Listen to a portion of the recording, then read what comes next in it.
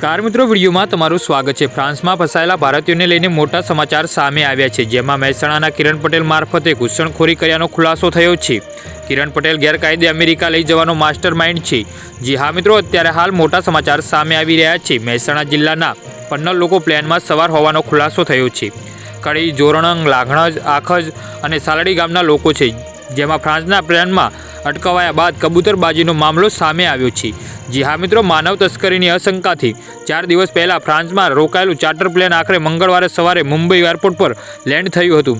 એક અધિકારીએ જણાવ્યું હતું કે વિમાનમાં 270 મુસાફરો સાથે ભારત પહોંચ્યું હતું। જી હા મિત્રો, અત્યારે હાલ મોટા સમાચાર સામે આવી રહ્યા છે, જેમાંથી મોટા ભાગના ભારતીયો છે।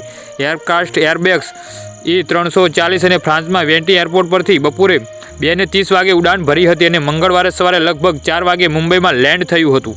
જી હા મિત્રો, તો આના વિશે તમારું શું કહેવું છે તો નીચે અમારી કોમેન્ટ બોક્સમાં જરૂરથી જણાવજો અને અમારી YouTube ચેનલને સબસ્ક્રાઇબ કરવાનું ના ભૂલતા। વિડીયો પૂરો જોવા બદલ ખૂબ ખૂબ આભાર।